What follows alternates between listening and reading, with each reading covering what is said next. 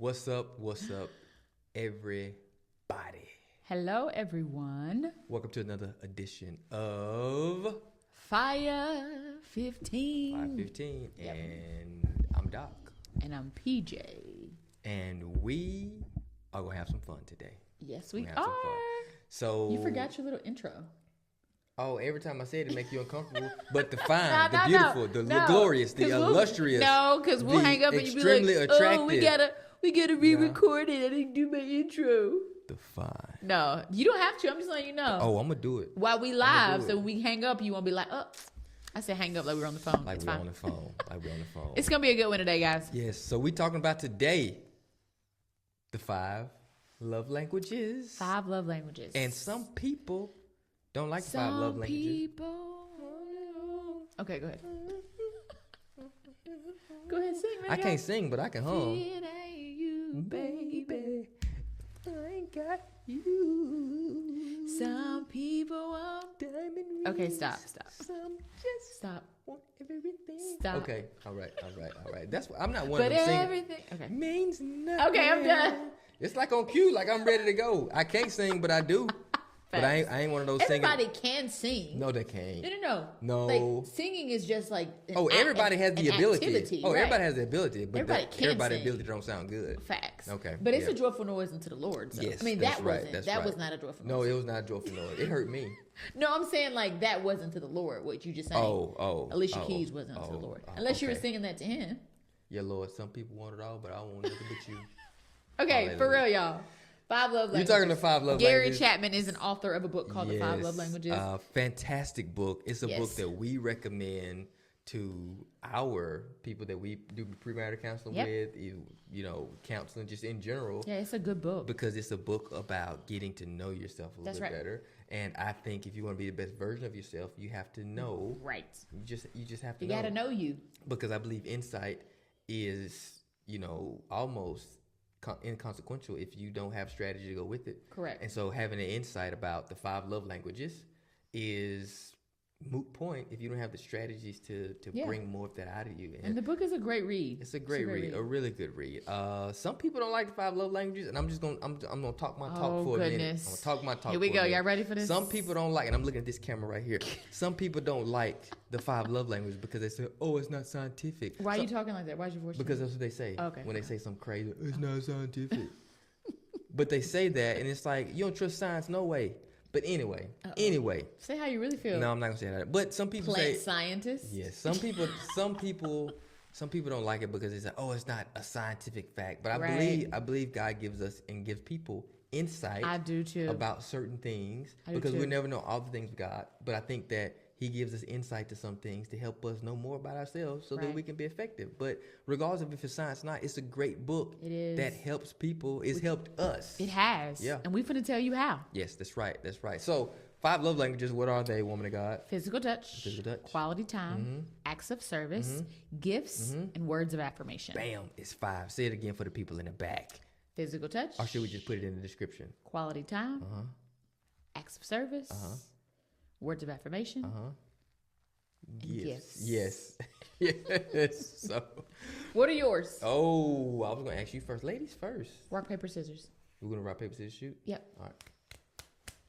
Jesus beat those scissors oh my God. all the time. Go first. I can't. Go first. So I think that it's important to discuss that you change and grow as people, I hope. Yes. And pray. You should. My love languages today are not the same love languages that they were when we first read this book and did the test back when we were first married, which was almost 12 years ago. Yeah, we did it 13 years ago. Premarital counseling was a year before we got married. But we've been married almost 12 years in March. And so right now, today, my first one is words of affirmation. And my second one is gifts. That is true. Yes. That is true. And yours are? You can guess them, but you know them. I know them. Mine is cash. That's the first Here one. you go. Now he's saying that, and then people like, and that's why the test ain't right, because my love language is cash. Your daddy love language is cash. Yeah, his love language is cash. My love language number 1 is gonna be physical touch. For sure. It's gonna be physical touch every day and twice on Sundays. And I'm like you. My number 2 has changed because my number 2 used to be quality time. Right. So if we can spend quality time while we physical touching, that was because we should be touching. Oh God. Anyway, the physical time with hey, woman of God, hold up there now, hold up. But I think it used to be quality time, right? But now I think it's words of affirmation because as a man, just growing through marriage and life and parenthood and all that, I think having those words of affirmation from you, just it gives me energy. Yeah. It changes my whole day. That's why even on our mirror at home, you've written some words of affirmation and stuck them on the mirror, and I see them every day, and I look at them. Do you read them every day? I read them every. Or is it day. Like it's like in your peripheral, so it's like I know what they say. No, I look at them every single day. I gotta add some more up there. Yes, because it helps me. Just like I said, as a man, just this season of life that we are navigating, those words from you mean a lot. Yeah. Because for me, it shows that I'm not just a paycheck, what I bring home. Come on. It's that I have a lot more value and that you value me more than what I perceive that I can do. So that means a lot to me. And so, and when you touch my booty. Oh my gosh, y'all. Did he really just say that? I like that. Scratch the recording. Don't scratch that. Keep that. We're being vulnerable. We've been transparent up in here. Dr. Bradford. Everybody got a booty. I ain't saying nothing wrong. But did you really feel like you needed to say that? That's part of the physical touch. This is FIRE15, right? We being vulnerable. I mean, we are, free. But I just. So I mean, that's just your prayer list that you have before God. Put my name at the top, okay? Just put my name at the top. Please pray for us. Pray for her. Yeah, no, absolutely. Pray for me with this one. But I think it is important. But I think too, we're talking from like a romantic perspective. Yes. But the love languages, I think it's good to know you regardless, whether you're married, single, dating, engaged. It's good to know you, so then you'll know what helps you feel loved. Because if not, it's hard to love it's hard to be able to receive love from someone if you can't love yourself, and you can't love yourself if you don't know what love is exchanged. Right. And I think that one of the key things about the love languages, I did this wrong in the beginning. I'm going to confess. Confession's good for soul. Because when we were first married, gifts was number one. Yep. And it's moved to number 2 now. With gifts being number 1, I gifted the bejesus out of him. I bought him the most extravagant, thoughtful, meaningful gifts. And when he hit me with, "Oh, babe," I wanted to be like, ninja. Like, what? Like, why are you this way? Right. But it was my love languages. Sometimes we can subconsciously live out of our love languages because it's what makes sense or what translates for us. Right. But it doesn't translate to the other person. Yeah. You got to love them how they want to be loved, not how you deem to be loved. I had a hard time like wrapping my brain around why he wasn't happier or more excited, or my love tank efforts weren't filling up his love tank. But it was on E, baby. It was because honestly for me, gifts didn't move me. Yeah. Because first of all, we grew up, we didn't have a lot of money growing up, and so gifts weren't like paramount in our home. Like we just didn't have that, so they never translated to me. But I've also seen people give gifts and they weren't sincere. So I just like, for me, like, you can keep all that. I don't necessarily want that. But and that wasn't my heart, but you didn't know that because there was no translation for your heart. But I felt that because for me, physical touch is so important. And it was like, I'm not going to touch something that I don't want, but I'm also not going to touch something that I'm not supposed to touch. And so it's like, if you touch me, that means you want to touch me, that you want to be close to me. That you want to be make sure you preface this. I don't need everybody touching you. This isn't a romantic relationship. I am a wife and a pastor, but I throw hands for my man. Holy hands in Jesus' name. Lay hands in Jesus' name. Okay. So, like I said, so for me, it was physical touch. That's how it translates. That's how it translates. And you said something very important about not loving people the way you want. It's only natural. You have to work hard at not doing it the other way. Say more. I had to work hard at. So it's crazy because I thought that physical touch was my number 1, but I learned more about myself. And sometimes I acted in my younger years out of physical touch in a deficit of insecurity, as opposed to like it really like doing something for me, which is another story for another day. Okay. But I think with you, even I had to ask him, I had to learn over time to find out how he wanted to be physically touched, because it's not all created equal. But like, bro, I gave you a hug yesterday, and he'd be like, yesterday? But in my mind, I'm like, that means I love you. Or we sat on the couch and you affirmed me, and I was like, yeah, great. And so that was quality time. And although it wasn't our number 1 or 2, it was special. And he was like, no, it doesn't translate. Yeah. And so having to learn how not to just love him in his love language, but the right way, asking questions and saying like, is this affirming you, or is this helpful? Because I can do it in my mind. I mean, it's almost like you get what you get and don't throw a fit. That ain't how love languages work. Right. Like, that's not how love languages work. If your attempt is to be intentional. Yeah, that's true. And I think that I tried a lot out of my own strength and desire of what made sense, and it wasn't giving. And so sitting with being not prideful enough. Like, first of all, you gotta put your pride aside. That's right. Because your feelings will get hurt if you feel like you're doing a lot and you feel like they don't appreciate me. They don't value me. Why are you talking like that? Because people have to say, they don't appreciate me. They don't value me as a person. Oh my God, no. And it's like, no, like, just learn how they want to be loved. Right. And to be honest, if I'm choosing you first and you choosing me first, hey, that's the sacrificial part of marriage, but ain't nobody trying to sacrifice for real. But here's the thing.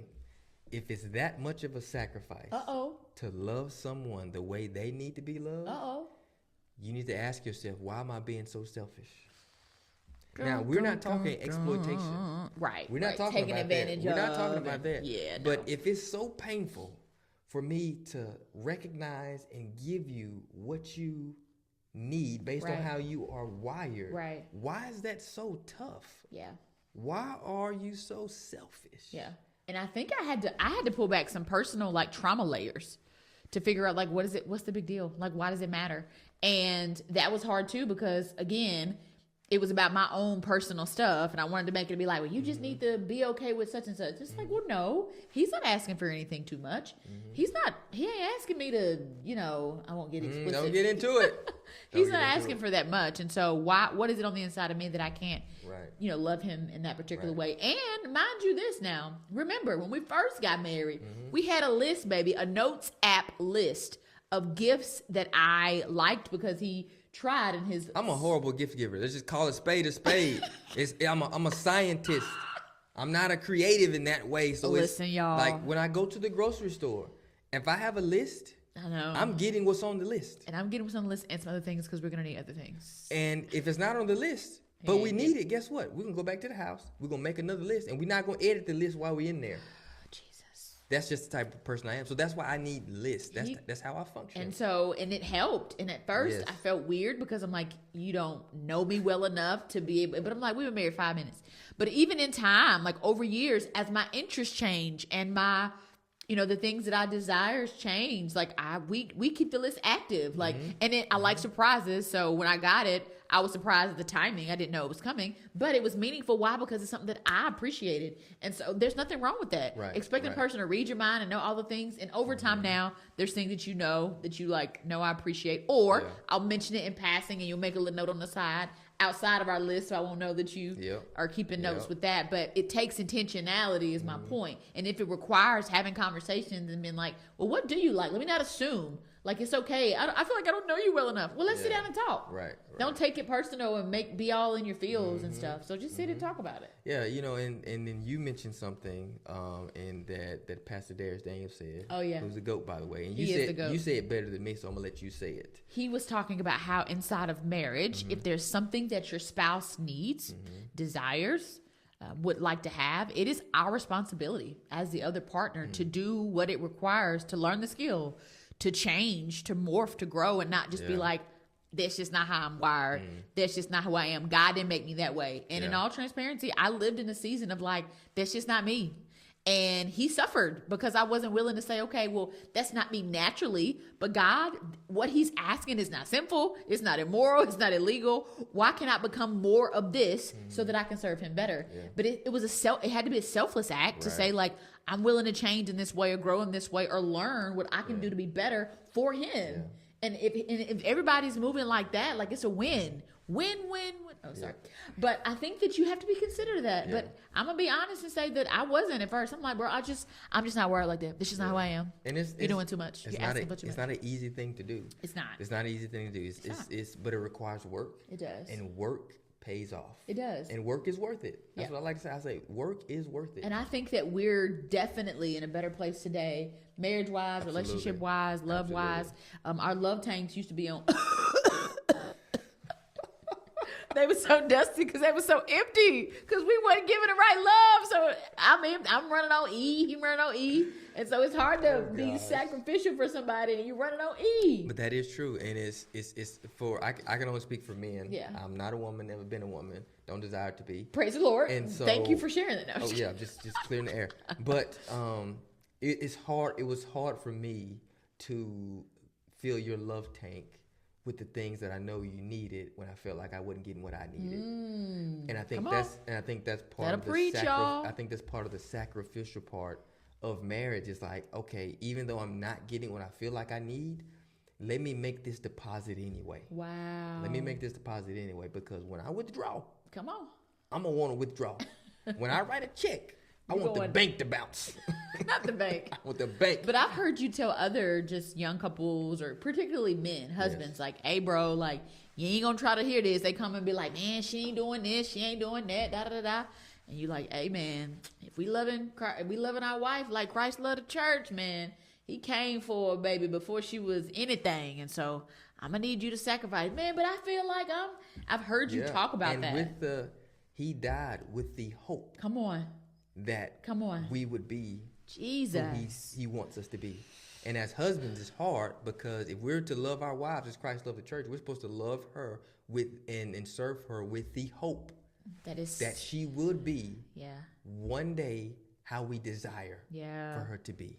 But wives, honor your husbands, respect them, love them well, because I want it to be said and known that I take care of my man. Like it's important to me to know that you're loved and you're valued, and you know that. Yes. Other people can tell too. When wives struggling, and you can tell like, ooh, I don't know how well it didn't get. And it's not about what people say or think, but it's the truth. It's the reality. It's just an outward. It's a reality showing of the reality of what you're navigating. Because when you're loved well and loved the way you're supposed to be loved, what I'm saying. It has no choice but to come out. Yeah. It has no choice but. And that honors God, because marriage was God's ideal too. It was. Like, let's be real out here. Yes. So. And I think that's, for me personally, I want to love you the way that you're supposed to be loved. Yeah. To bring out the best of you, because you saw the best in me. When you're your best self, everybody else benefits. Yeah. No, for sure. Everybody else benefits. Of what God's called me to do, because I'm fulfilled in ways in which we're connected, and so I'm a better wife,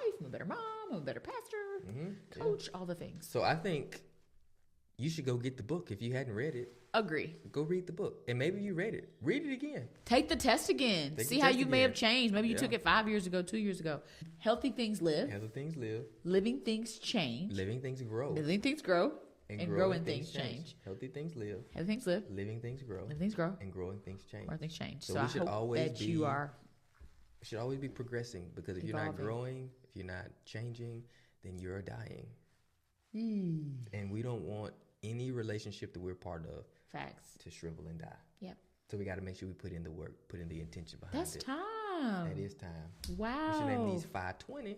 Yeah, let's do it. Nope. FIRE20s. FIRE25. How about FIRE50? No. Whoa, too much. No. Love you guys. If this blessed you, encouraged you, challenged you in any way, please share it with someone else. Like, subscribe to the channel, and we hope that you walked away with something from our time together. We love you. There's nothing you can do about it. Till next time. Peace.